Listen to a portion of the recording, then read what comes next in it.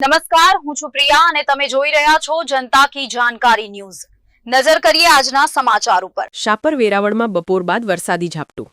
શાપર વેરાવળમાં સવારથી ભારે અકળામણ અને બફારાનો અનુભવ થયા બાદ ઢોલરા, પડવલા, પારડી, રીબડા, રીબ સહિતના શહેરો અને ગ્રામ્ય પંથકમાં અડધાથી 1 ઇંચ સુધીનો વરસાદ પડી જતા વાતાવરણમાં પણ ઠંડક પ્રસરી જવા પામી હતી।